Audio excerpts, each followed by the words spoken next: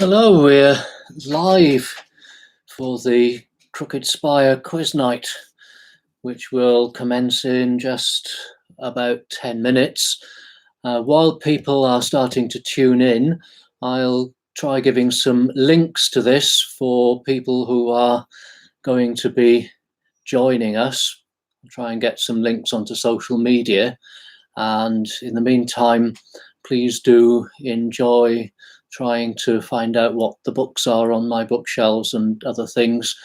I'm sure that will be a matter which will interest you a great deal. If there's anything about this that you find strange, it may be that the quality of the picture is different from the quality of the picture in the dining room. The dining room picture, which has been used for mass, is a low quality picture because it comes from the mobile phone. YouTube won't allow that, so I'm doing this from the computer, which means there's probably a higher quality picture, although it's rather more difficult to say mass at the computer, so we won't be doing that anytime soon. I'll just be catching up and I'll see you before too long. If you see me fiddling around, well, that's what I'll be doing, sorting out links for people.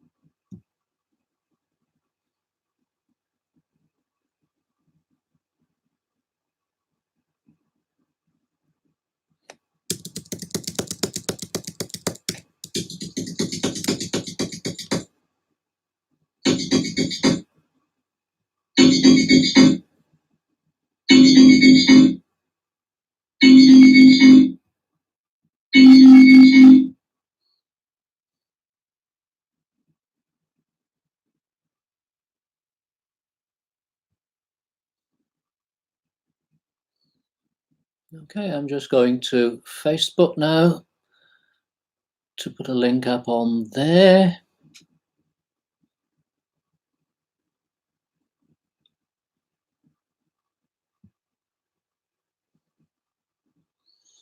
So here it goes up on Chesterfield Parish Church.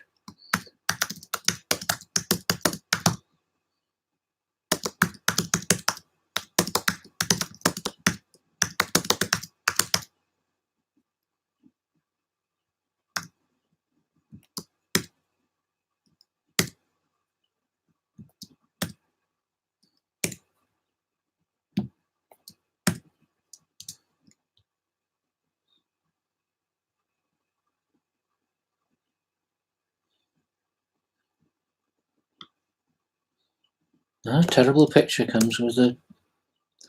I have to do something about that.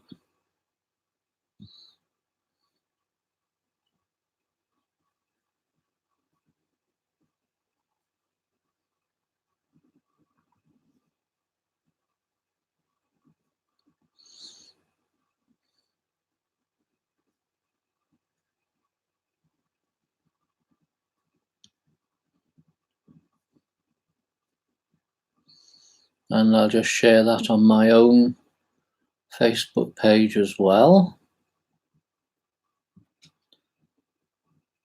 Let's see if we can attract some more takers.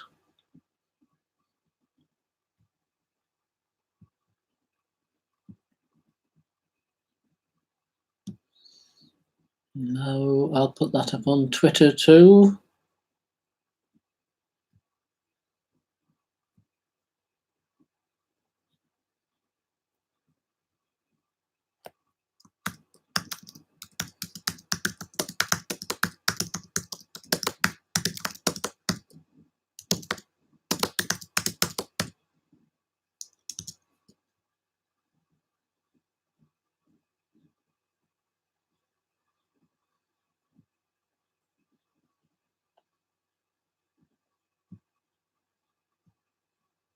Thank God that's not showing the picture of my face.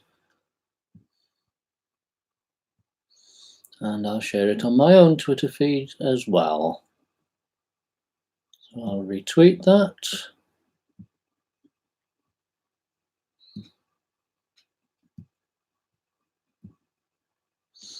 And then it's done. So all that is now sorted. I can come back to seeing whether there is anybody. Oh, I've got 7 people tuned in so far. That's great. Welcome to all of you. I've no idea who you are. I've got a good evening from Colin and Suzanne. That's great.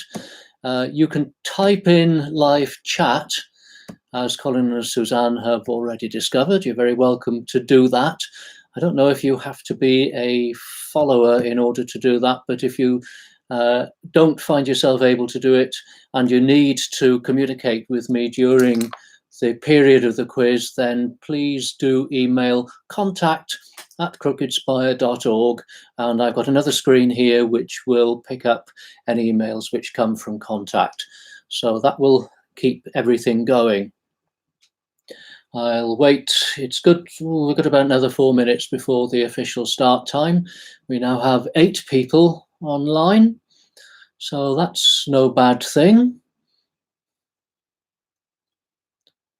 I'll explain later exactly what the format of the quiz will be and how to stop people cheating. If you are inclined to cheat, then there's not a great deal I can do about it, but you will lose out yourself, I suspect. Anyway, there's still 8 people.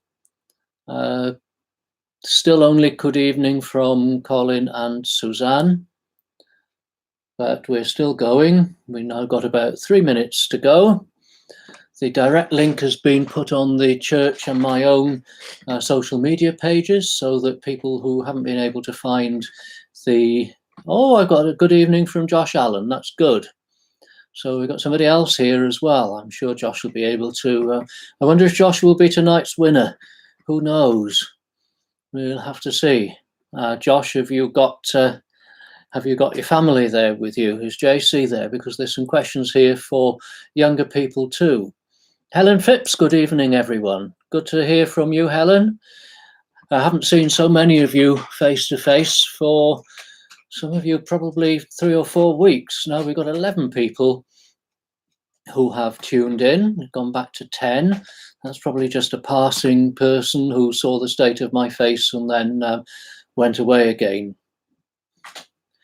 One of the things that is making my face look so shiny is the fact that this study window looks west, and so the setting sun is shining into my face. That should be a bit less unpleasant when it comes later on. So I will look less unpleasant and less in need of theatrical makeup when it comes to giving the answers to the questions. For those of you who are here already, we're almost... Oh, we've got 12 people online now. We are almost getting there. We've got hi from Joe and Kathy. Excellent. We are almost at 7:30, almost at starting time. When starting time is actually here, I will ensure that you know what the format is. One thing which you may want to do is get yourself a cup of tea or a glass of wine or a glass of something else. We now have 13 people online. Get yourself something to go with. Halfway through the quiz, we will have a 5-minute break in case people need a comfort break. And so that I can get rid of the dog who's just come in. And then after the questions have been asked, there'll be about a 10-minute break for people to go and recharge their glasses or to make a cup of tea. We have here Rebecca Landers. Hello from me and Adrian. How are you? Good to see that you are here and joining in. We now have 13 people online, and I think that we've got now 14 people online. So I will start by telling you exactly what is going to happen. There are 10 rounds, and there will be a break after round 5, so that the 10 rounds... Oh, Louis is going to hide himself behind the chair because there's something strange going on which he doesn't understand. Poor Louis. There are 10 rounds of 10 questions each. Each round is themed. There will be a break after the first 5 rounds. And the quiz has been put together deliberately. It started off as a quiz for a choir quiz night. So part of it is meant to appeal to the younger choristers in the hope that they would come. Some of these questions are very easy. Should you happen to have a small person with you and a very easy question comes up, then please allow the small person to have a go at answering the question before you jump in. Some of the questions are really hard. Some of the questions you will not find on Google. I've double-checked most of the answers to the questions, and some of the questions I had out of my own knowledge, and I had to look up and double-check off my own library, and I couldn't find them on Google at all. So that will sort the sheep from the goats. I have an email from Roger and Fiona Barrand. Welcome, Roger and Fiona. We're going to make a start now, since we are past 7:30. I will ask each question twice, nice and slow, and then at the end of each round, I will recap the questions. If you want the questions recapped after that, you're either going to have to ask me on live chat or send me an email on contact@crookedspire.org. So let's go with the first round. The first round in tribute to the area dean, to the curate, and to Father David, all of whom are geographers, is a geography round. And question one is, what is the present capital city of Nigeria? What is the present capital city of Nigeria? In the meantime, we've had Paul Nash join us. Welcome, Paul. I'm afraid there are no questions on rocket science here, so Mark may not have some of the knowledge necessary, but I'm sure you can share the knowledge between you. The first question was, what is the present capital city of Nigeria? Question two. Name the country through which the Panama Canal runs. Name the country through which the Panama Canal runs. So for people who are just joining us, we've now got 18 people online. The first question was, what is the present capital city of Nigeria? And the next question, which I've just asked, is name the country through which the Panama Canal runs. For anybody who's joining us from maybe friends of mine from further afield than Chesterfield, this was meant to be a Chesterfield quiz originally, and there are some Chesterfield-based questions which you will be forgiven for not knowing the answers to. But if this proves a popular thing and we do it again, I can make sure that that's not an issue for people in future.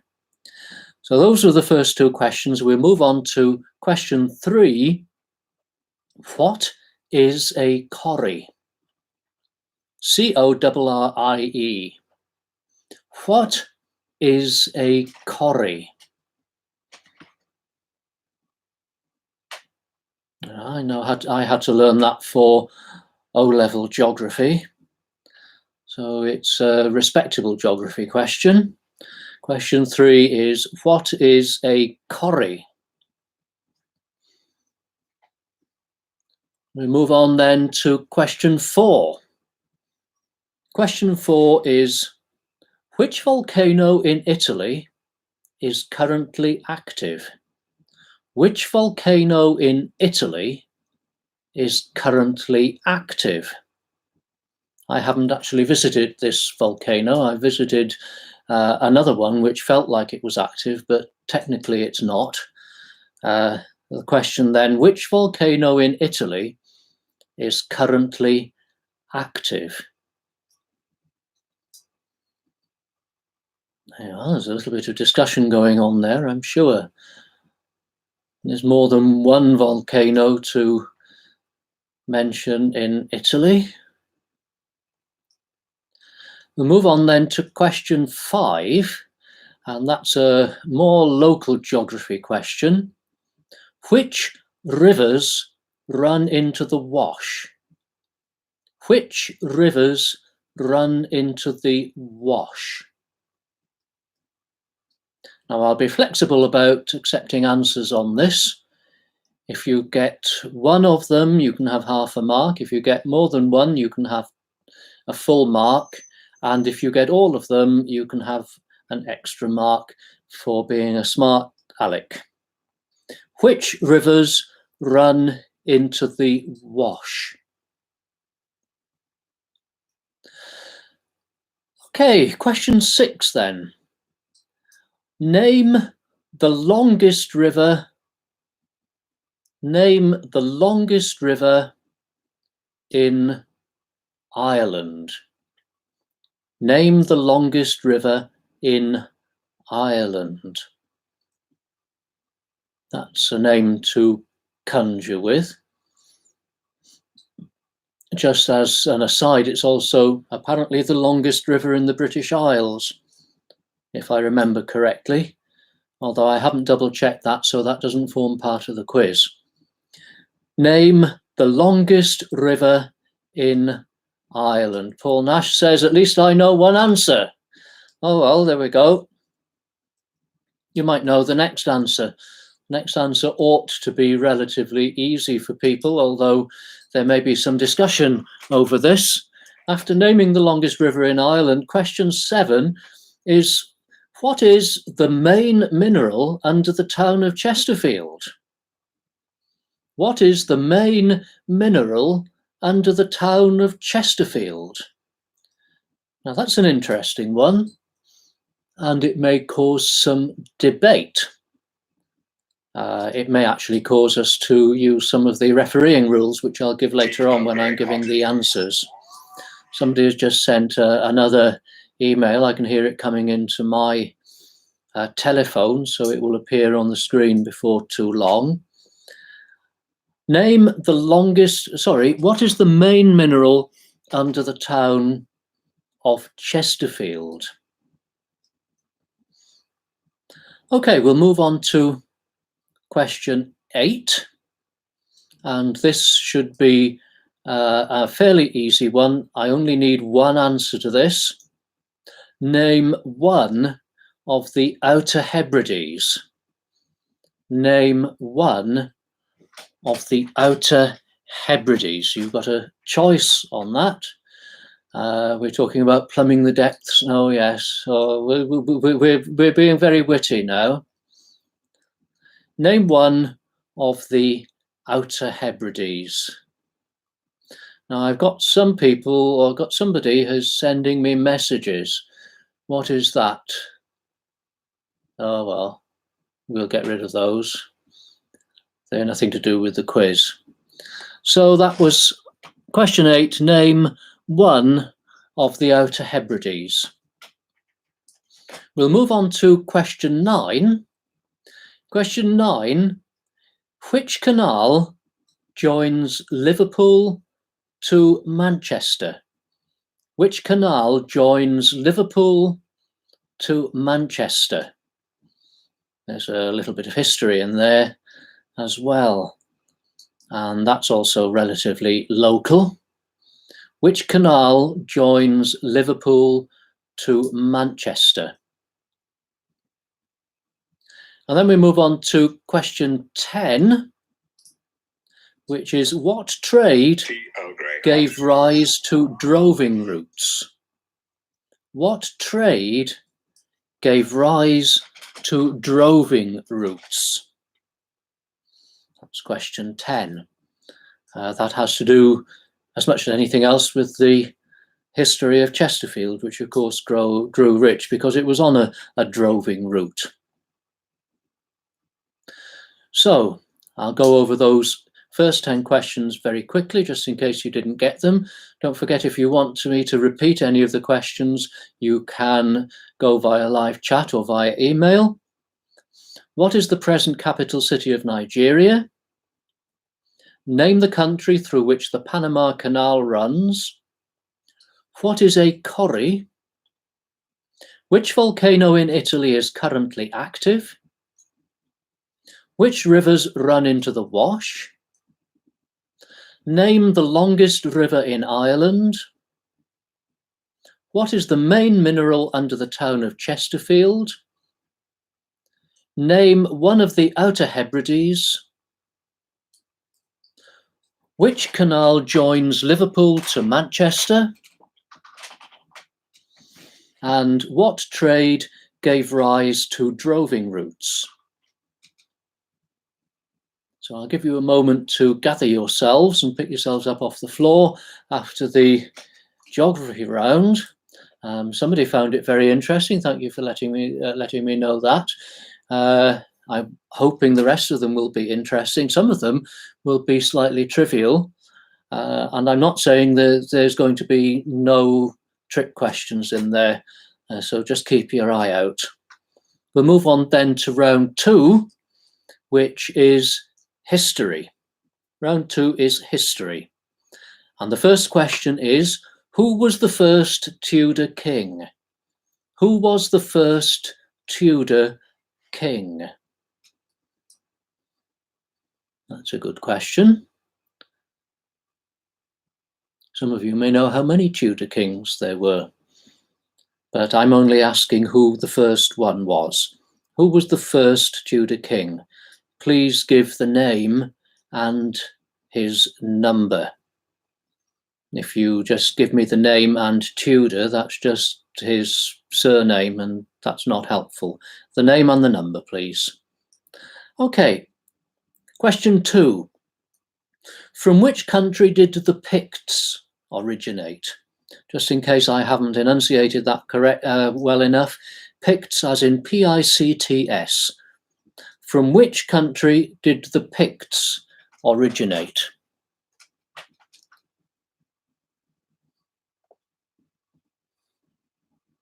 It's a good one. I can remember doing first form history with a very boring textbook which had all the different tribes and the routes of invasion which those tribes made of the British Isles after the end of the Roman Empire.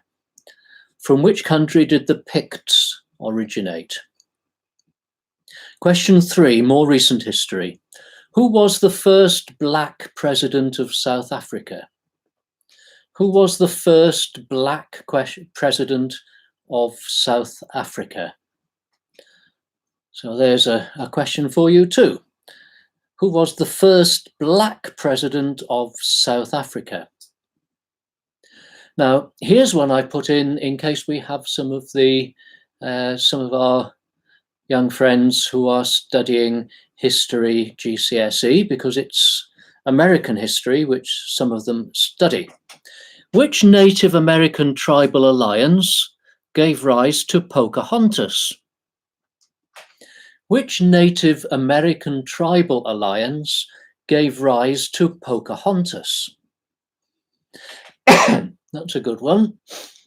I've never seen the Disney production of that, and I have absolutely no idea whether that answer is found there or not. But I found out when I was checking the answer to that quite a lot of interesting stuff about American tribes in that part of the eastern seaboard of the United States. Which Native American tribal alliance gave rise to Pocahontas? And here's a blast from my own past. Which Roman emperor was the first to be hailed as a god on his death? Which Roman emperor was the first to be hailed as a god on his death? I would find that easy. Some people might find that a little exotic, but there you are. Which Roman emperor was the first to be hailed as a god on his death? If you've ever been to Rome, you can visit this gentleman's mausoleum, which is not far from the banks of the Tiber. It is a most remarkable monument. Move on then to question 6. Name the queen of ancient Carthage who had an affair with Aeneas. Name the queen of ancient Carthage who had an affair with Aeneas. Now, some people may say that wasn't actually history. I say that it's part of the founding legend of the Roman civilization, and it was certainly considered part of their history. And who knows whether these people existed or not. Name the queen of ancient Carthage who had an affair with Aeneas. Question 7. Who was the first member of the Labour Party to become Prime Minister? Who was the first member of the Labour Party to become Prime Minister? That question is very carefully phrased. Who was the first member of the Labour Party to become Prime Minister? This might be an easy one to mess up, and some people will be kicking themselves if they get it wrong. Question 8. Which commodity traded from the New World to Great Britain formed a part of the slave triangle? Which commodity traded from the New World to Great Britain formed a part of the slave triangle? There we are, we've lost some people. We're now down to 17. Have there been people who've dropped out? Oh dear, I hope I'm not boring you. Or perhaps this is too hard. No, never.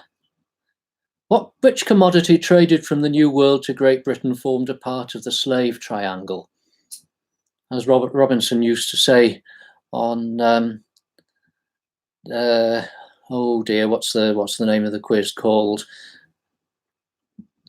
I've forgotten what the name of the quiz is called. Brain of Britain. So he used to say on Brain of Britain, have an educated guess. Have a guess if you don't know the answer. Question 9.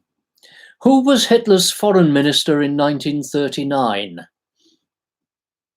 Who was Hitler's foreign minister in 1939? I'll give you a clue which may help your memories. He signed a pact, a non-aggression pact with the Soviet Union, and partly his name gives the name to that pact. The Soviet foreign minister who signed it was called Molotov. Who was Hitler's foreign minister in 1939? And the last question of that round, question 10, who was the last emperor of China? Who was the last emperor of China? I think anybody with film knowledge may be able to have a go at that too. Who was the last emperor of China? So while you're scratching your heads, I'll go over those questions again. Who was the first Tudor king? From which country did the Picts originate? Who was the first black president of South Africa? Which Native American tribal alliance gave rise to Pocahontas? Which Roman emperor was the first to be hailed as a god on his death? Name the queen of ancient Carthage who had an affair with Aeneas. Who was the first Labour Prime Minister? Or rather, the first member of the Labour Party who became Prime Minister? Which commodity traded from the New World to Great Britain formed a part of the slave triangle? Who was Hitler's foreign minister in 1939? And who was the last emperor of China? So that was round 2, the history round. Round 3 is a music round. So here the musicians will come into their own. And the first question, what note stands in a major third above a D? What note stands in a major third above a D? You'll either know that, or you won't know it, or you may be able to guess it. What note stands in a major third above a D. The second question, which organist did the young J.S. Bach walk to hear in Lübeck? Which organist did the young J.S. Bach walk to hear in Lübeck? I'm getting some encouraging emails in saying that people are being challenged and enjoying that. That's good. Okay, so that was question 2. Which organist did the young J.S. Bach walk to hear in Lübeck? Question 3, which you should be ashamed if you don't know. In which building was the parish church organ before it came to Chesterfield?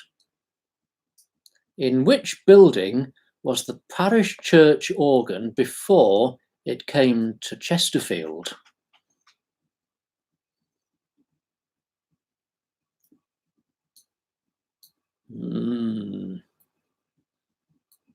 There's a deep silence there. Well, we'll see how many people were able to answer that. Move on to question 4. And I know I've mentioned this in a sermon, so we may find out who's been paying attention. Who wrote and performed Reasons to be Cheerful, Part 3? Who wrote and performed Reasons to be Cheerful, Part 3? Well, that's a song to conjure with. It's actually a classic of its kind. And even though it's not particularly my type of music, I think it's a great song. Who wrote and performed Reasons to be Cheerful, Part 3? Move on then to question 5. Who wrote the song White Christmas? And be careful with this, I didn't ask who performed it. Who wrote the song White Christmas? Everybody knows who first performed it, but I asked who wrote it. Who wrote the song White Christmas? Question 6. What instrument is used to accompany Italian shepherds' carols? What instrument is used to accompany Italian shepherds' carols? Oh, well, I hear I've had an answer from one of my friends who knows a little bit about more contemporary music, that he got the Reasons to be Cheerful Part 3. So, but question 6 was, what instrument accompanies Italian shepherds' carols? Question 7, why was it surprising that William Byrd was master of Queen Elizabeth's music? Why was it surprising that William Byrd was master of Queen Elizabeth's music? That's a good one. Most people know that William Byrd was around in the late Tudor period, but he became master of music for Queen Elizabeth, which was very surprising. Why? Question 8. Who wrote and performed Honeysuckle Rose? Getting into some of my unknown favourite areas of music now. We've had a bit of Bach, and we've had a little bit of something else, and we have a little bit of Byrd, and now we have who wrote and performed Honeysuckle Rose. Now here's a question that some of you may really struggle with and some will find easy. Question 9 is, name one of the 2 composers who have written a commissioned piece for Chesterfield Parish Church in the last 5 years. Name one of the 2 composers who have written a commissioned piece for Chesterfield Parish Church in the last 5 years. And that's one you won't be able to look up on Google, even if you have time to do it. And while you're racking your brains for that, I'll go on to question 10, which is name the Sheffield-based builder of the organ in St Leonard's Spittal. Name the Sheffield-based builder of the organ in St Leonard's Spittal. Now, there is a clue in the question because I thought not enough people would know enough about the organ in St Leonard's Spittal, so the question does give you a helpful clue. And I'll recap all those questions from the music round. Number 1, what note stands in a major third above a D? Number 2, which organist did the young J.S. Bach walk to hear in Lübeck? Number 3, in which building was the parish church organ before it came to Chesterfield? Number 4, who wrote and performed Reasons to be Cheerful, Part 3?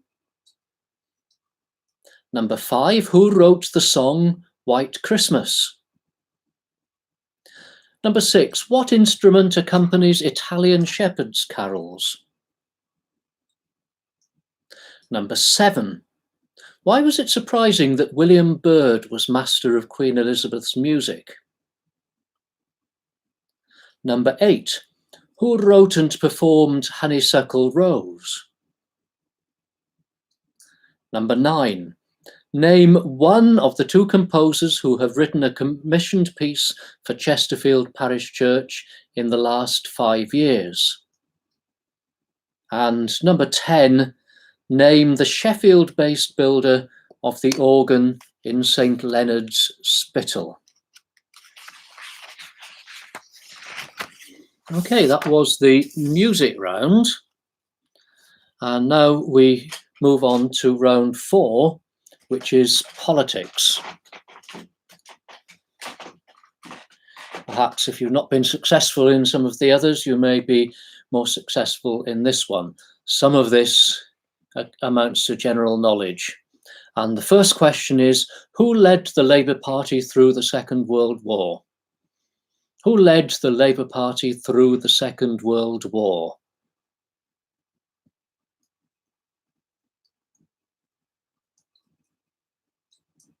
And indeed was Deputy Prime Minister in the Government of National Unity.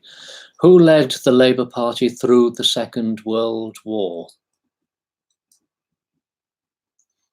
Question 2, how long was Margaret Thatcher Prime Minister? I have the answer here in years and days.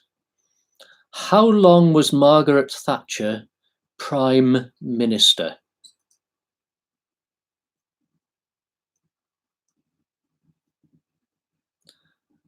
Once you've finished either swooning or spitting at the mention of Margaret Thatcher, you might try and have a good guess at how long she was actually Prime Minister for. Question 3, where is Karl Marx buried? Where is Karl Marx buried?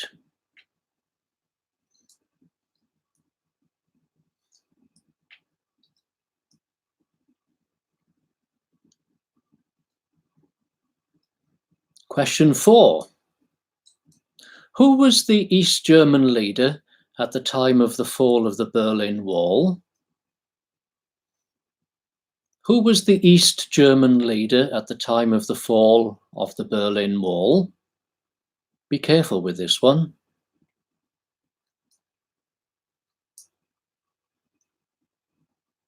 So that's who was the East German leader at the time of the fall of the Berlin Wall. Question 5, who is the Prime Minister of India?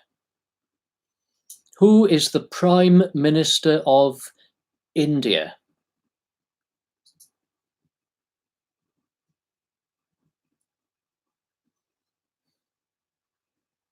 It's 20 hours. Yes, it certainly is 20 hours. That's the computer speaking. Item 6. Who was the most recent Democrat president of the USA? Who was the most recent Democrat president of the USA? That should be relatively easy for people. Question 7. What name was later given to the Whig Party? What name was later given to the Whig Party?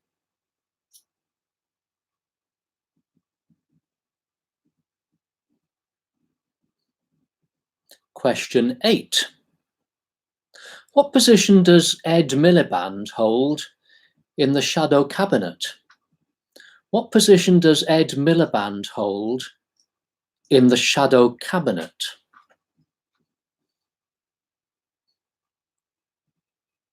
Everybody thought Ed Miliband was going to go away completely, but he hasn't.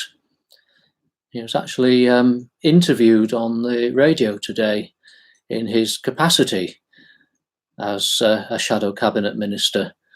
What position does Ed Miliband hold in the shadow cabinet?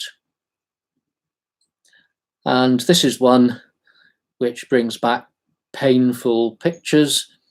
Which Tory party leader was photographed in a baseball cap on a helter-skelter? Which Tory party leader was photographed in a baseball cap on a helter-skelter? It probably did for his high-flying political career. And the last question in the politics round, who is the current Lord Speaker? Who is the current Lord Speaker?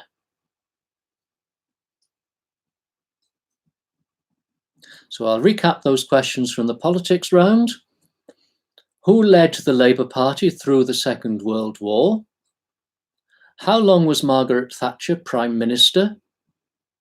Where is Karl Marx buried? Who was East German leader at the time of the fall of the Berlin Wall? Who is the Prime Minister of India? Who was the most recent Democrat president of the USA? What name was later given to the Whig Party? What position does Ed Miliband hold in the shadow cabinet?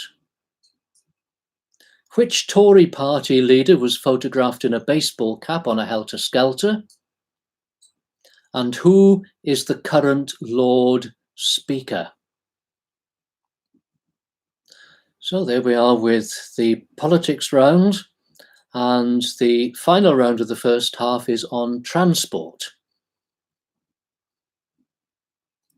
And question 1 is, how many railway stations did the town of Chesterfield have in 1920? How many railway stations did the town of Chesterfield have in 1920? I think that's one you'll either know or you won't know. How many railway stations did Chesterfield have in 1920? Question 2. In what year was the first stretch of the M1 opened? In what year was the first stretch of the M1 opened?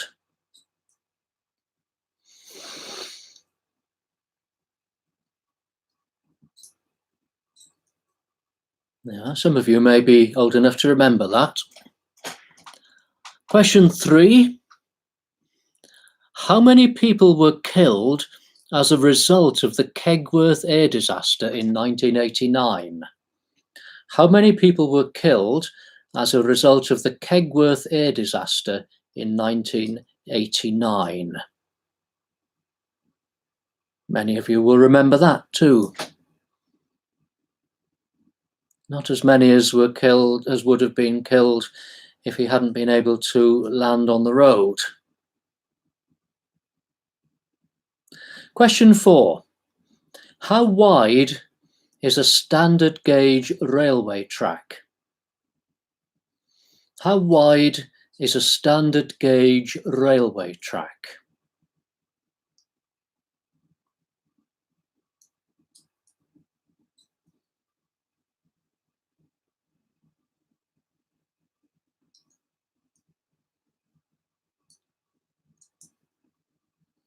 Question 5, and this is one you won't be able to look up on Google.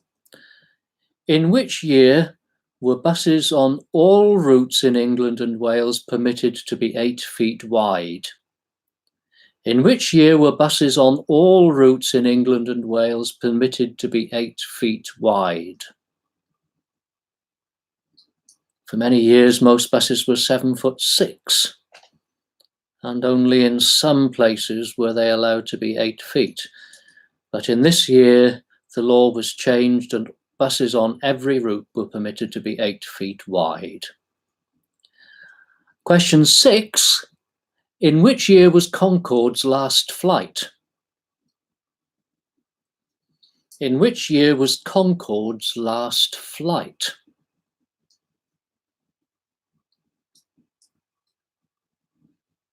A great shame that it ever had a last flight, but that's past now. In which year was Concorde's last flight? Question 7. How many miles to the gallon can you get out of a Tesla? How many miles to the gallon can you get out of a Tesla?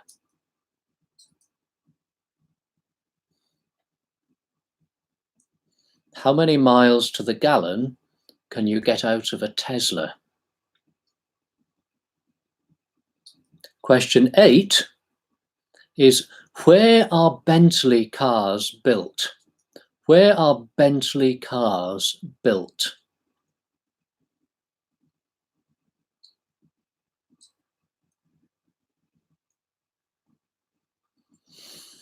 Question 9. What is currently the cheapest new car in the UK? What is currently the cheapest new car in the UK?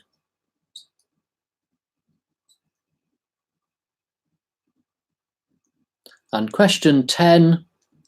What was the last year of operation of Chesterfield Borough Council Transport?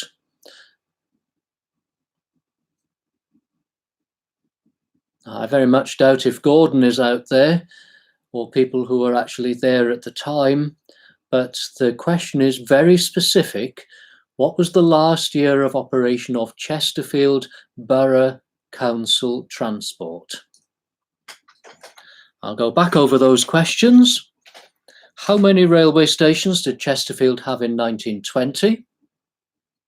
In what year was the first stretch of the M1 opened?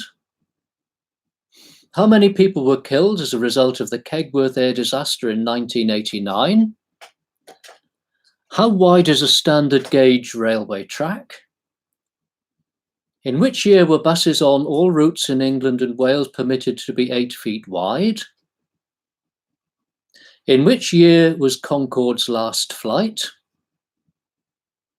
How many miles to the gallon can you get out of a Tesla? Where are Bentley cars built? What is currently the cheapest new car in the UK? And the final question, what was the last year of operation of Chesterfield Borough Council Transport? So there's your first 50 questions. We've got up to nearly 8:10. We'll resume again at 8:15 to give people a chance to go and have a comfort break or get a glass of water or whatever it is you need. I need a glass of water or a glass of something else. And I will return, I'll leave the live feed on. I will return at 8:15, ready to start with round 6, which, just to give you a preview, is about churchy things.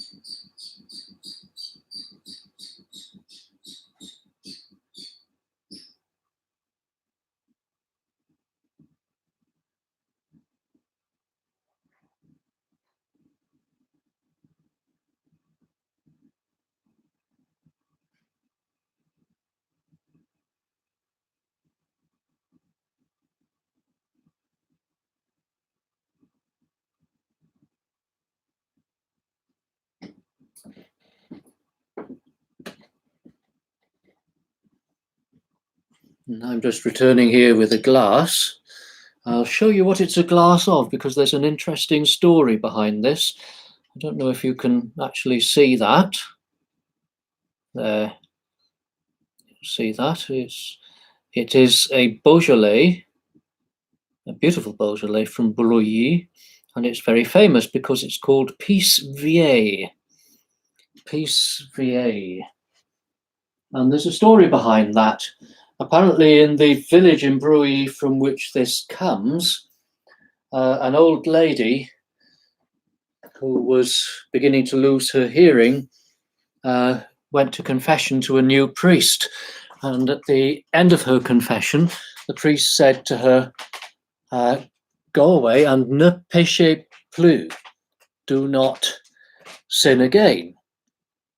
That's fair enough, but she didn't know his voice particularly well. She didn't hear him very well, and she went home and she told her old man, I went to confession to the priest, and the priest told me ne pissez plus.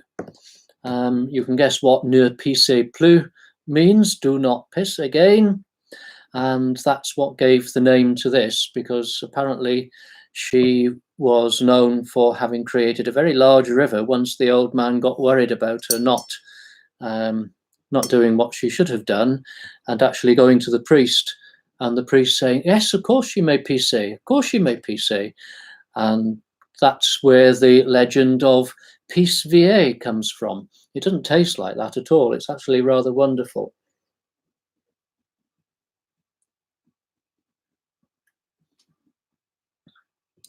And although there is a food and drink round, there's nothing to do with that sort of wine in it. There are a couple of wine questions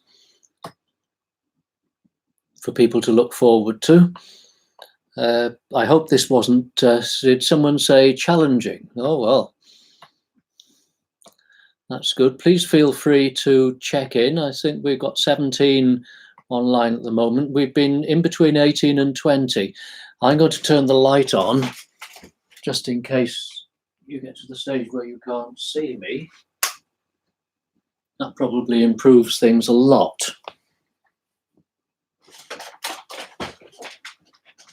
Yes, I can see me on the screen, and that improves things a lot. It also makes my face look less shiny. So we're coming up to 1:15, and I said I would start again at 1:15. If anyone wants to protest, you've got the chance to email or do the live chat before I actually get going. The clock is coming up to 8:15, and we are there. So we move on to round 6, which is churchy things. And the first question, which you all ought to get, is name the previous Archbishop of Canterbury. Name the previous Archbishop of Canterbury. So that's question 1. Name the previous Archbishop of Canterbury. Question 2. How many popes called Benedict have there been? How many popes called Benedict have there been?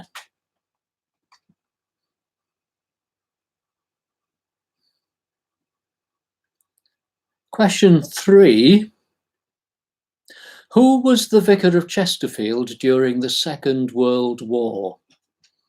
Who was the Vicar of Chesterfield during the Second World War?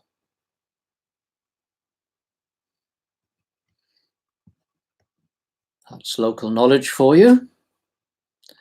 And a fourth one, which is similar. Which Vicar of Chesterfield became Archbishop of Cape Town and died in 1957? Which vicar of Chesterfield became Archbishop of Cape Town and died in 1957? I have a Hallam email here saying I've done better on Mastermind and University Challenge. Oh well. Well, I'm sure the Hallam household should have been able to answer those last two. Question 5. What liturgical colour is used for Pentecost? What liturgical colour is used for Pentecost? Again, that's an observation question as much as anything else for people who worship at Chesterfield. Question 6. In what year was the Diocese of Derby created? In what year was the Diocese of Derby created?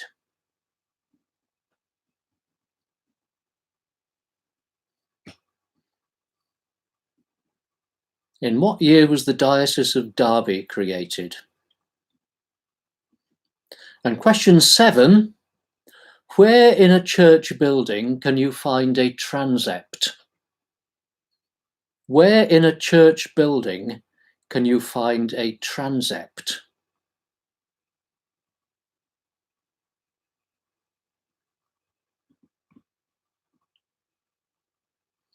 Oh, I can see people now saying, well, is it that? Is it that? No, it's this. Please don't argue.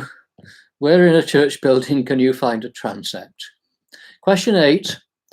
In what year was the text of the current Book of Common Prayer first published? In what year was the text of the current Book of Common Prayer first published?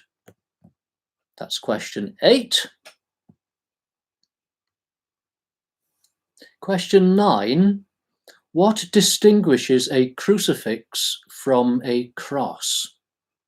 What distinguishes a crucifix from a cross? And question 10 is a very much an inside question. If Helen Phipps hasn't tuned out yet, if you don't know the answer to this, Helen, I'll be very surprised. What variety of incense do we use in Chesterfield Parish Church during Advent and Lent? What variety of incense do we use in Chesterfield Parish Church during Advent and Lent? Okay, so those 10 questions again. Name the previous Archbishop of Canterbury. How many popes called Benedict have there been? Who was the Vicar of Chesterfield during the Second World War? Which Vicar of Chesterfield became Archbishop of Cape Town and died in 1957? What liturgical colour is used for Pentecost? In what year was the Diocese of Derby created? Where in a church building can you find a transept? In what year was the text of the current Book of Common Prayer first published? What distinguishes a crucifix from a cross? And the last question, what variety of incense do we use in Chesterfield Parish Church during Advent and Lent? So I'll let you know, oh, Helen did get that, she says. The next round is food and drink. Excuse me.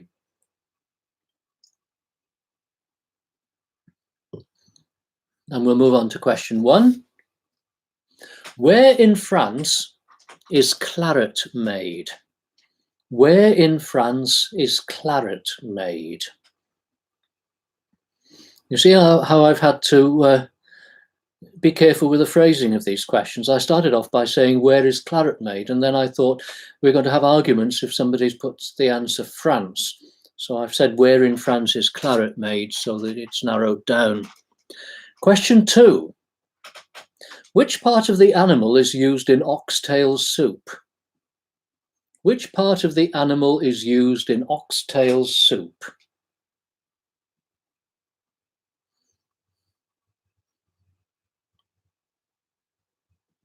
And don't say Heinz. Question 3. Which county produces early forced rhubarb? In an area called the Rhubarb Triangle, in fact. Which county produces early forced rhubarb?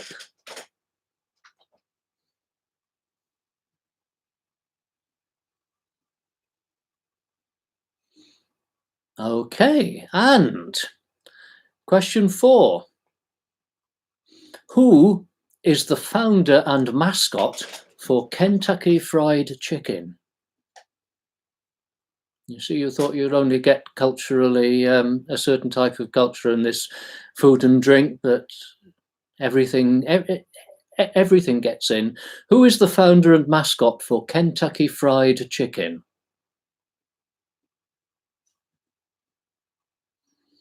And question 5. What part of an animal is lights? Lights. Just in case you didn't hear that correctly. What part of an animal is lights?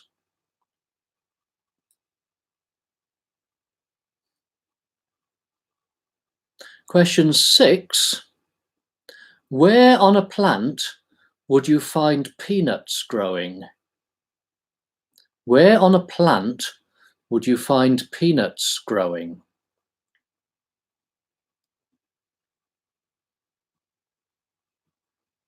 Question 7. One for Jean-Luc Picard here. What flavours Earl Grey tea? What flavours Earl Grey tea?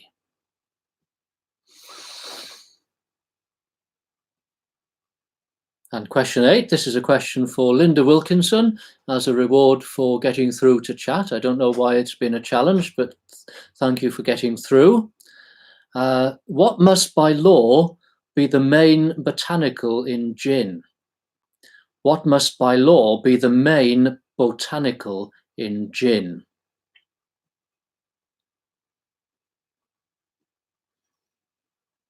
Question 9. Who first invented, produced and marketed eggless custard? Who first invented, produced and marketed eggless custard?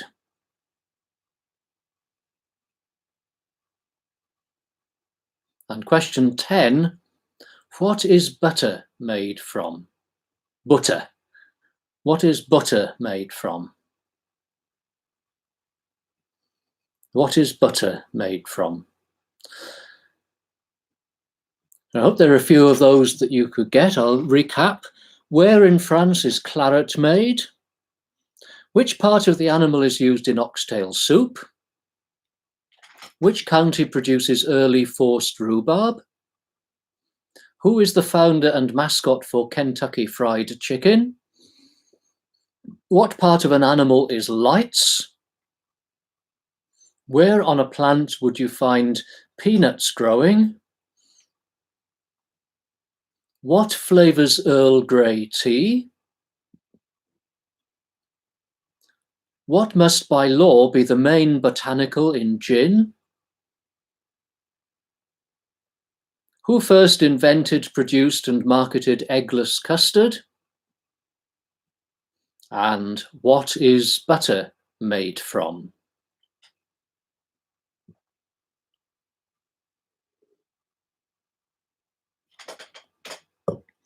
So we'll go on to science and technology. And question 1 in this round, what equation expresses Einstein's theory of mass energy equivalence? What equation expresses Einstein's theory of mass energy equivalence? And just as a matter of encouragement, this isn't quite as hard as you may think it is from the way I've had to phrase the question. What equation expresses Einstein's theory of mass energy equivalence? Question 2. What does a black hole contain? What does a black hole contain?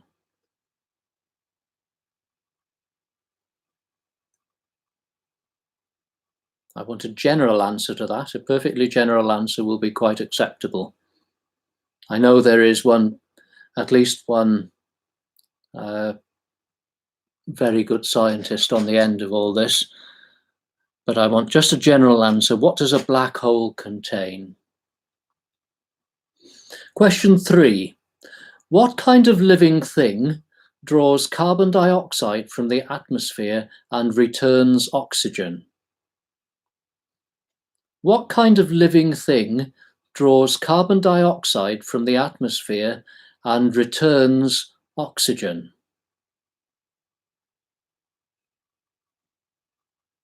With current climate science debates, many people will actually know that. What kind of living thing draws carbon dioxide from the atmosphere and returns oxygen? Question 4. What is the common name for H2SO4? What is the common name for H2SO4?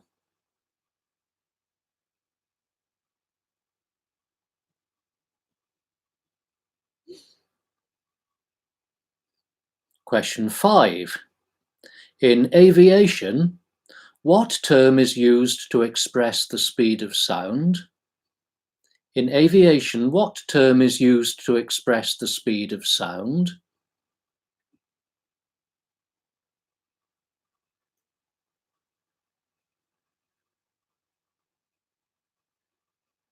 It refers back, I think, to the Concorde question.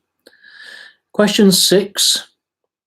Is malt vinegar acid or alkaline? Is malt vinegar acid or alkaline?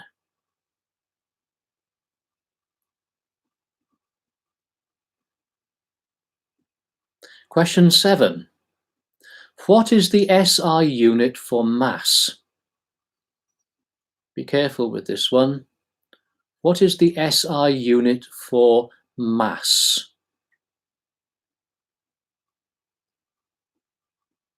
I initially had the wrong answer for very good reasons and had to double check. What's the SI unit for mass? Question 8. What does an anemometer measure? What does an anemometer measure?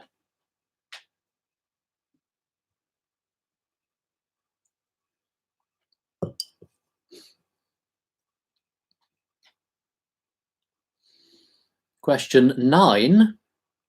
What is the Fahrenheit measurement for the freezing point of water? Again, you've got to be very specific about these questions. If I said freezing point, people might have started arguing about the freezing point of what?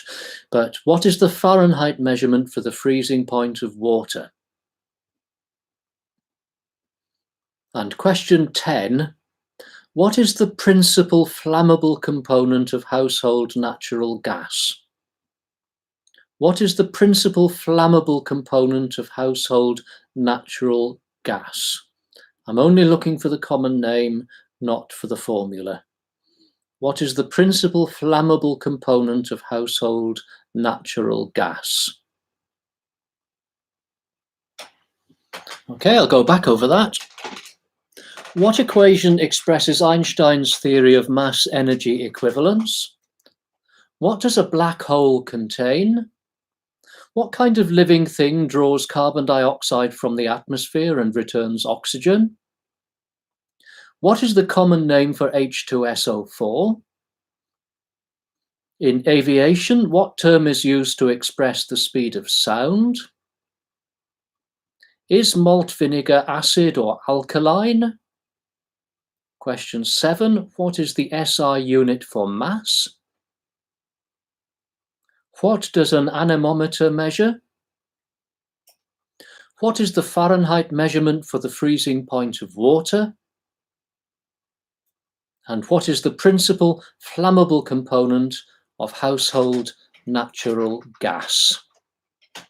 So that was the science and technology question. The next question is on culture. The next round is on culture. And the first question is, who wrote Jane Eyre? Who wrote Jane Eyre?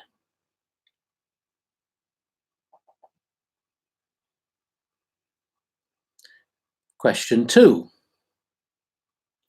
What was Radio 3 called before 1967? What was Radio 3 called before 1967?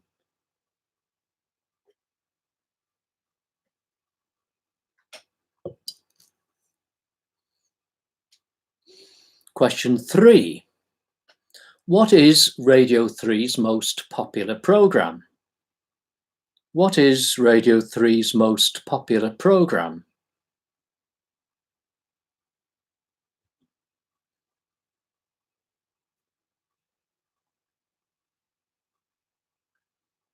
It's very interesting that you can't actually get a link to this programme from the front page of Radio 3 on the web, which always irks me. What is Radio 3's most popular programme? Question 4. What house in Hogwarts does Draco Malfoy belong to?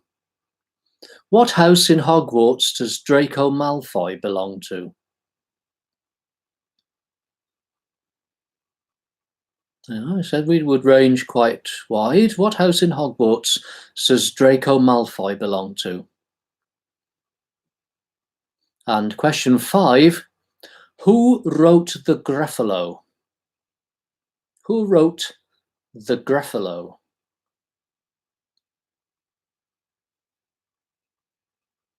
Don't be tempted to give the illustrator.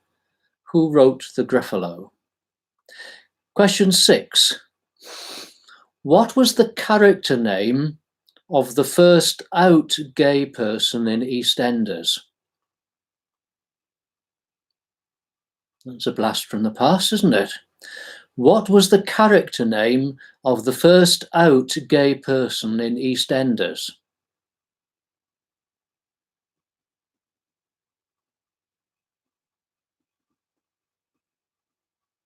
And I want the forename and surname, if possible, please. Question 7. Where is the London Royal Opera House? Where is the London Royal Opera House?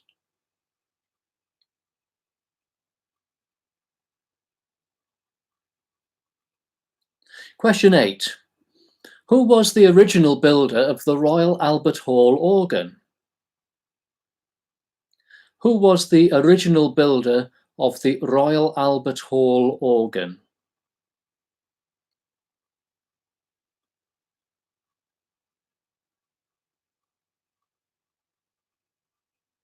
Question 9. Who was the lead actor in The Green Mile? Who was the lead actor in The Green Mile?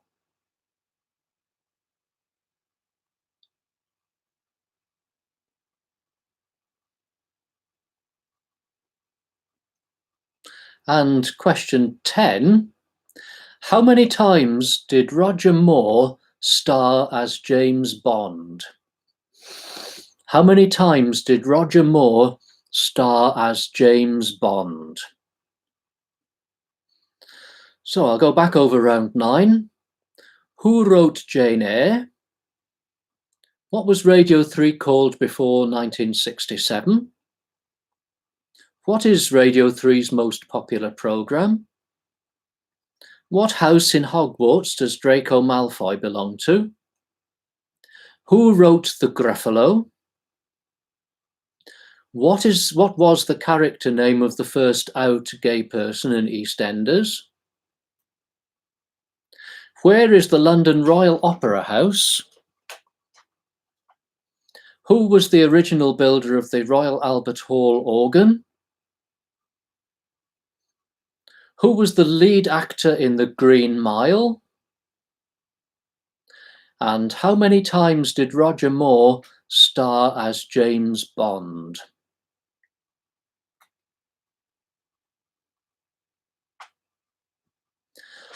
So we've got through 9 rounds. I think people have found them challenging. I hope you found them interesting, and you can breathe a sigh of relief because round 10 is trivia. So breathe a sigh of relief. If you don't get 10 out of 10 for round 10, then shame on you. Question 1. In the comedy show, what is Mrs. Brown's Christian name? In the comedy show, what is Mrs. Brown's Christian name?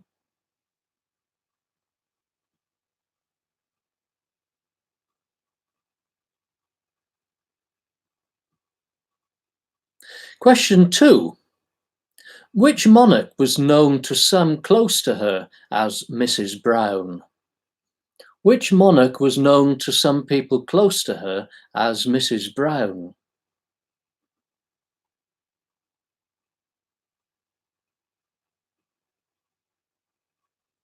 Question 3.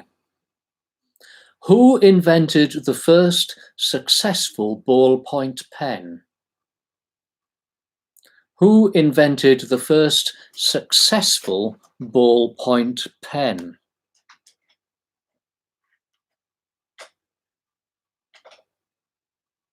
Question 4. In all, how many dogs has the vicar owned? In all, how many dogs has the vicar owned?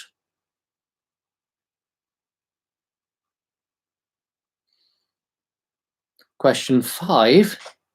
How many times must bans of marriage be published? How many times must bans of marriage be published?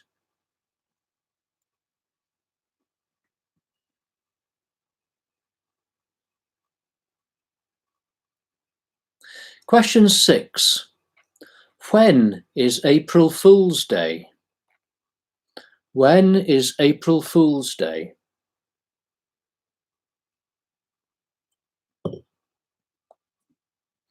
Question 7.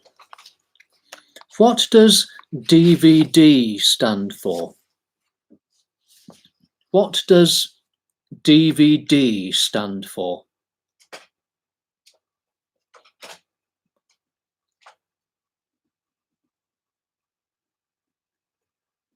Question 8. On what island is the fictional Inspector Montalbano based? On what island is the fictional Inspector Montalbano based? Question 9. Who was Chief Inspector Morse's sergeant? Who was Chief Inspector Morse's sergeant?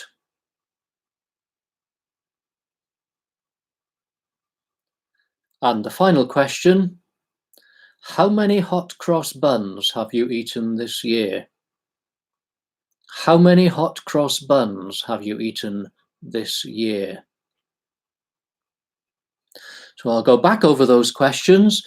If in the meantime you've got questions you want me to recap on, then please do, either via the live chat or via email, send me a request and I'll go back over them. But for the trivia round, here are the questions. In the comedy show, what is Mrs. Brown's Christian name?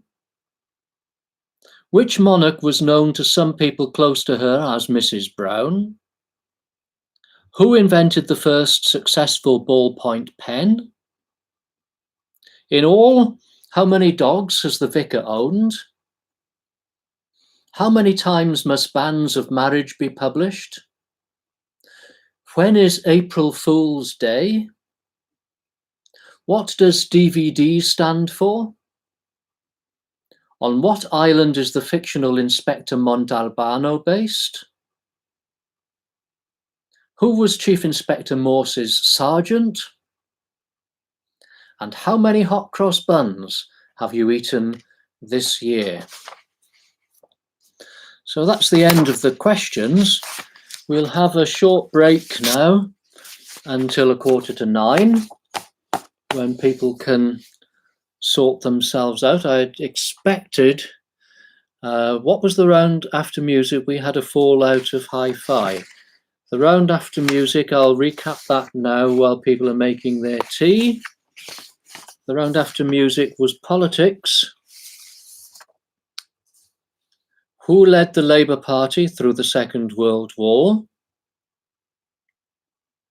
Are you writing quickly, Linda? Who led the Labour Party through the Second World War? How long was Margaret Thatcher Prime Minister? Where is Karl Marx buried? Who was East German leader at the time of the fall of the Berlin Wall? Who is the Prime Minister of India? Who was the most recent Democrat president of the USA?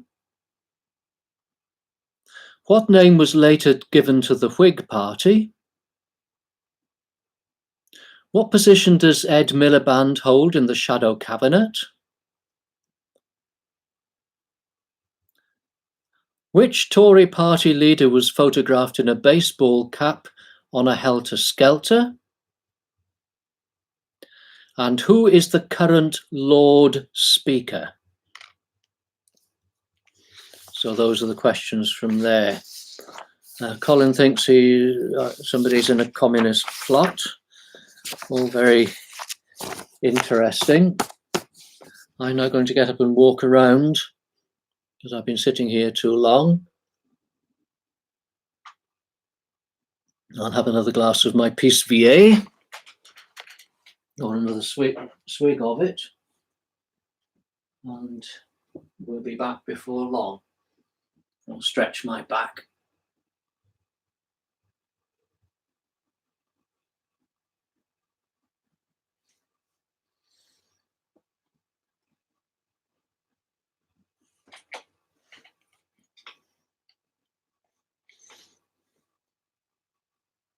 Linda Wilkinson needs more wine.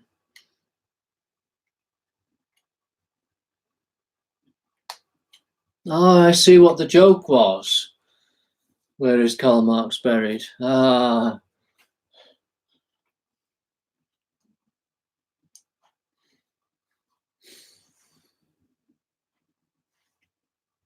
I'm spending too much time talking to myself. I've given up any jokes which I don't tell to myself. So that's probably why I didn't get the joke the first time. The dog has decided he's had enough, and he's gone to sleep out there next to the radiator. And if you'll excuse me, I've got a window open upstairs and it's starting to get cold, so I'm just going to go and close it.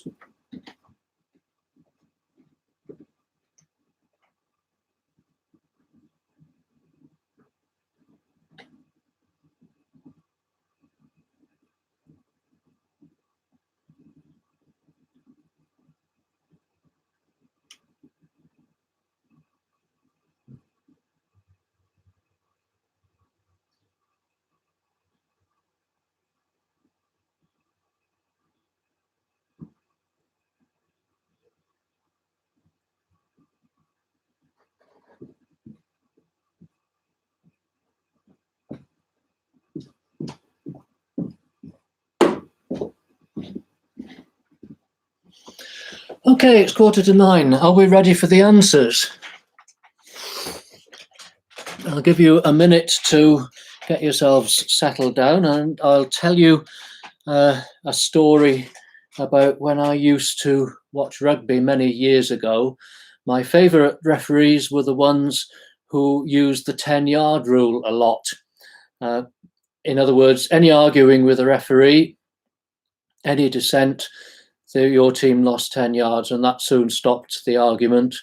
And I have no way of working out whether you've cheated. I have no way of working out what your score actually is. And it's not that easy for you to argue with me. But if you do want to argue with me, you'll lose a point on whatever question you're arguing on. So there we are. Okay, without any further ado then, here are the answers. The present capital city of Nigeria is Abuja. Abuja. It used to be Lagos, but it is now Abuja. The country through which the Panama Canal runs is actually Panama.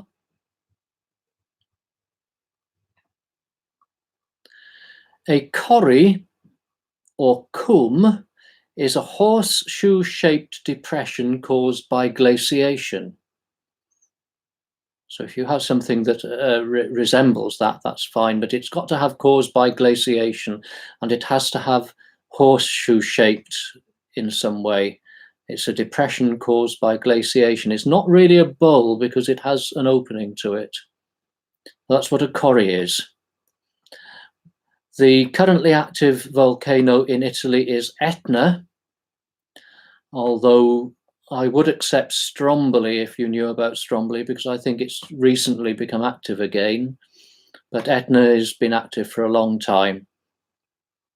The four rivers which run into the Wash are the Witham, the Welland, the Nene, and the Great Ouse. So if you have one, I asked which rivers, so you should actually have all four, but I'll give a point for two of them and 2 points if you have them all, and half a point if you have one. The longest river in Ireland is the Shannon. The main mineral under the town of Chesterfield is coal. The Outer Hebrides, of which I asked you to name one, is Lewis and Harris, which is one island, North Uist, South Uist, Benbecula, Barra, and St Kilda. So that's the Lewis and Harris, which is one island, North Uist, South Uist, Benbecula, Barra, and St Kilda. The canal between Liverpool and Manchester is the Manchester Ship Canal, and it was the wool trade which gave rise to droving routes. And of course, it's because Chesterfield was on the wool trade between the Peak District and the East Coast that it first became prosperous. So that's the geography round. Again, you can go to email or to the live chat if you need an answer repeating. The history round. The first Tudor king was Henry VII. The Picts originated in Scotland. The first black president of South Africa was Nelson Mandela.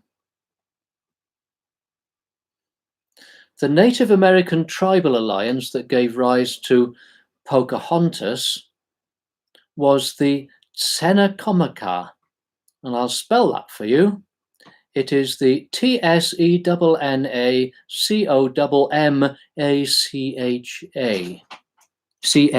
I mean, the Tsenacommacah. The Roman emperor who was the first to be hailed as a god on his death was Augustus. The queen of ancient Carthage, who had an affair with Aeneas, was Dido. The first member of the Labour Party to become Prime Minister was Ramsay MacDonald. He was the leader of the Labour Party, but he led a national government. The commodity traded from the New World to Great Britain as part of the slave triangle was sugar. Hitler's foreign minister in 1939 was Ribbentrop. And the last emperor of China was Pu Yi, P-U-Y-I, Pu Yi. The music round. The note in a major third above a D is an F sharp. The young J.S. Bach walked to Lübeck to hear Buxtehude playing.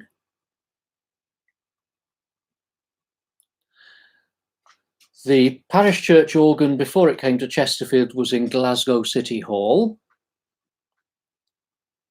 Reasons to be Cheerful Part 3 was written and performed by Ian Dury and the Blockheads. White Christmas was written by Irving Berlin. Italian shepherd's carols are accompanied by bagpipes traditionally. William Byrd was a surprising master of music to Queen Elizabeth because he was actually a Catholic at a time when Catholics were persecuted and many were put to death. The writer and performer of Honeysuckle Rose was Fats Waller. This is one of his signature pieces. The two composers who have written commissions for Chesterfield Parish Church in the past 5 years are Philip Moore and Paul Nash. And if Paul Nash is still with us, if you didn't get that, you should be ashamed of yourself. And the Sheffield-based builder of the organ in St. Leonard's Spital is Albert Keats. Albert Keats. Okay, we go on to the politics round. The Labour Party leader in the Second World War was Clement Attlee. Margaret Thatcher was Prime Minister for 11 years and 208 days. And I said I had it in years and days because God knows how many days it is if you put the years and include leap years and that sort of thing. 11 years and 208 days. Karl Marx is buried in Highgate Cemetery. The East German leader at the time of the fall of the Berlin Wall was Egon Krenz. He was actually the leader at the time the wall fell, but he wasn't leader for very long. The Prime Minister of India is Narendra Modi.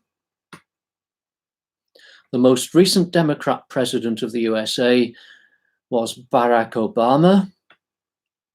The Whig Party is now known as the Liberals. In fact, they were later known as the Liberals, but now they're known as Liberal Democrats. But the name later given to the Whig Party is Liberals. Ed Miliband is the Shadow Business, Energy and Industrial Strategy Minister. There's a mouthful for you. The Tory leader who was photographed in a baseball cap on a helter-skelter was William Hague. And the current Lord Speaker is Norman Fowler.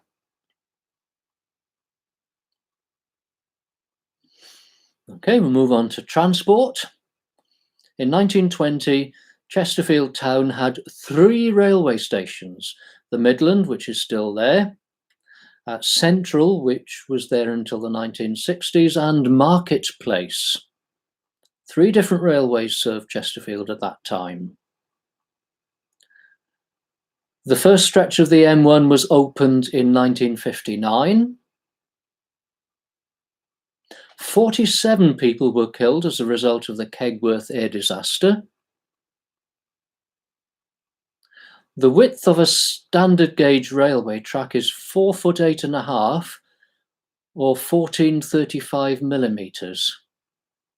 4 foot 8.5 or 1435 millimeters. The year when buses were free to be 8 feet wide universally in England and Wales was 1950. Concorde's last flight was in 2003. You can't get any miles to the gallon out of a Tesla because it's electric. Bentley cars are built in Crewe. The cheapest new car available in the UK is the Dacia Sandero. And the last year of operation of Chesterfield Borough Council Transport was 1990. They were taken over by a management buyout in 1990, and they sold out to Stagecoach in 1995. But Chesterfield Borough Council Transport, as such, last operated in 1990. On to the churchy things. The previous Archbishop of Canterbury is Rowan Williams. There have been 16 popes called Benedict. The last pope was Benedict XVI. The Vicar of Chesterfield during World War II was Talbot Dilworth Harrison. The Vicar of Chesterfield, who became Archbishop of Cape Town and died in 1957, was Geoffrey Hare Clayton, who played a distinguished part in the beginning of the Anglican Church's resistance to apartheid. The liturgical colour for Pentecost is red. The Diocese of Derby was created in 1927. The transept is found in a church building to the north and the south of the crossing.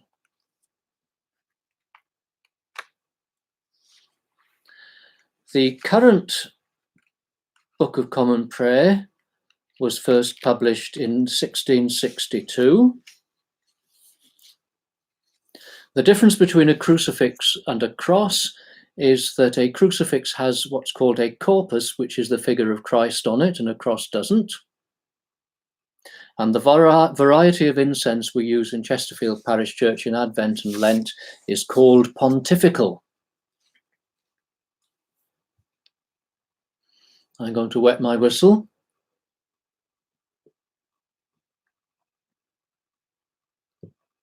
Claret is made in Bordeaux.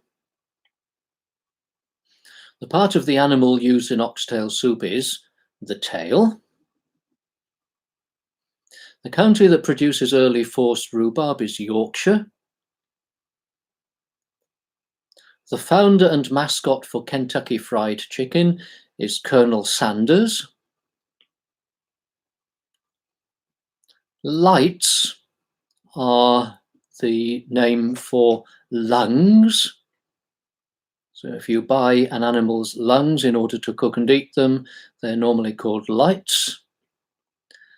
You would find peanuts growing on the roots of a plant. They grow underground.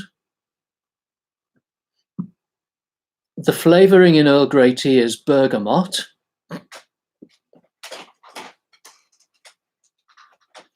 The main botanical in gin is juniper. The inventor, producer and marketer of eggless custard is of course Alfred Bird,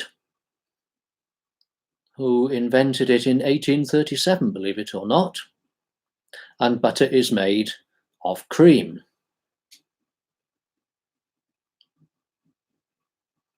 We move on then to round 8, the science and technology. The equation for Einstein's theory of mass energy equivalence, which should be known to most people, though understood by only a few, is E equals mc squared. E equals mc squared. The general answer to the contents of a black hole is nothing. A black hole obliterates matter. So in general terms, it contains nothing. The living things that draw carbon dioxide from the atmosphere and return oxygen are, of course, plants, which includes trees, of course. The common name for H2SO4 is sulfuric acid. The aviation term for the speed of sound is Mach 1. Malt vinegar is, of course, acid. The SI unit for mass is a kilogram. I had expected it to be a gram, but it is actually a kilogram.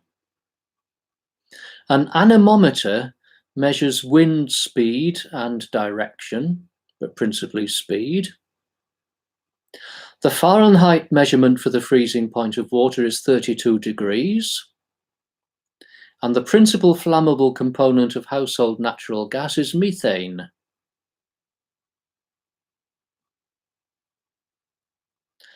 So in this gallop through the answers, we'll move on to round 9. The writer of Jane Eyre was Currer Bell, otherwise known as Charlotte Bronte. It's 21 hours. There's telling us it's 9 o'clock. She first wrote it under the name of Currer Bell, but you can have Charlotte Bronte, of course. Before 1967, Radio 3 was the 3rd programme. Radio 3's most popular programme is Choral Evensong. Draco Malfoy belongs to Slytherin House. The Gruffalo was written by Julia Donaldson. The character name of the first out gay person in EastEnders was Colin Russell. The London Royal Opera House is at Covent Garden. The original builder of the Royal Albert Hall organ was Father Henry Willis. The lead actor in The Green Mile was Tom Hanks. And Roger Moore starred in total 7 times as James Bond. So that's the end of round 9. And to go on to the trivia,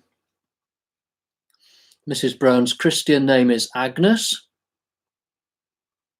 The monarch known as Mrs. Brown was Queen Victoria. The first successful ballpoint pen was invented by a gentleman called Laszlo Biro, which is why it's called the Biro. The vicar has owned 4 dogs in all. Banns of marriage must be published 3 times. April Fool's Day is April the 1st. DVD stands for Digital Versatile Disc. Montalbano is based in Sicily. Chief Inspector Morse's sergeant was called Robbie Lewis. And you have the answer to how many hot cross buns you've eaten this year. I have eaten 4. So there are all the answers. Again, you've got email or the live chat for a little while to go back over any of the answers. If you want to share your scores, you can share them as well. If you have found that enjoyable, please let me know and we'll do it again.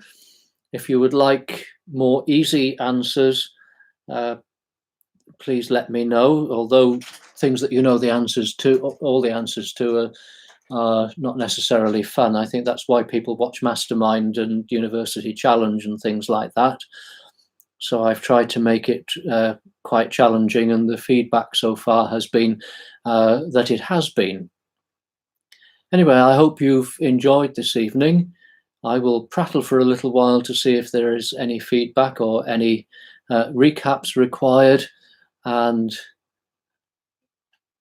carry on drinking this.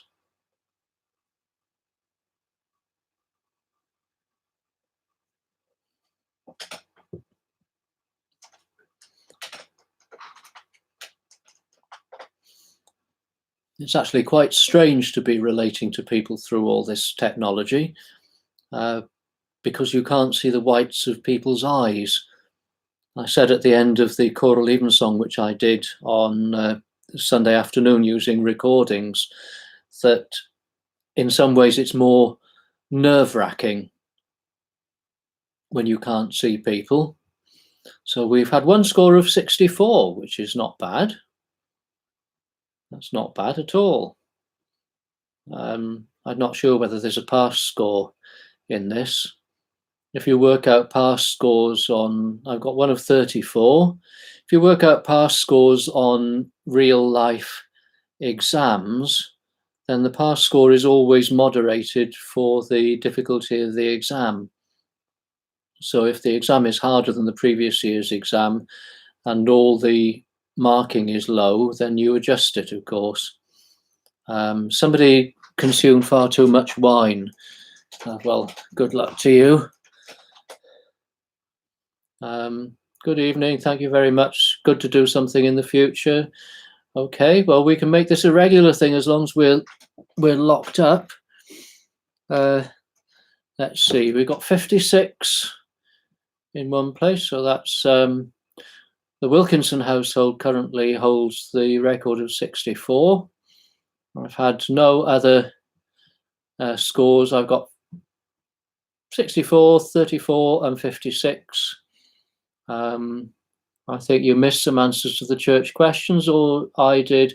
The liturgical colour was red. Derby Diocese was 1927. I didn't miss any of those. You must have missed them, but those are the answers. Liturgical colour was red. Derby Diocese 1927. Somebody got 50. I got 57 and a half. From the Barons, who had a great evening. Excellent. It's nice to hear the feedback. That's encouraging. It takes a lot of writing, this. I was surprised how much writing it took and how much revision to make sure the questions weren't ambiguous, and also to double check the answers. 52 we got in the Ball household. Oh, so it's not too bad. You're not supposed to do that well in a pub quiz. Perhaps next time we can do some pictorial questions, although I'd have to work out how to do that other than just holding things up in front of the screen like that. Now, if the screen had been able to show you that, that wasn't hidden under the screen, you can see all the answers are on that. We didn't do great, but we enjoyed it. We got 9 out of 10 on the science questions, somebody said. Oh, that's good. That means you did crap on all the others. If you got 9 out of 10 on the science questions, you shouldn't have admitted that.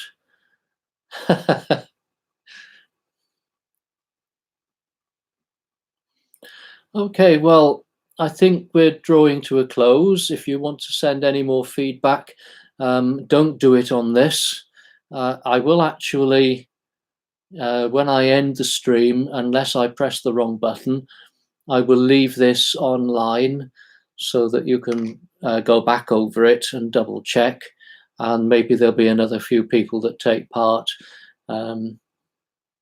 And other people who come on and cheat by fast forwarding to the answers, who knows? That won't do any harm. Somebody got all the science questions. Somebody got 100% on Ian Dury. Well, that's all right then. Okay, I'm now drawing to a close. It's time for me to go and have a bath and go to bed. It's time for the dogs to go out and do their business. And it's time for you to do whatever else you are planning to do for your evenings. Thank you for taking part. I'm really looking forward to seeing you all face to face again at some point in the future. Good night and God bless. Bye-bye.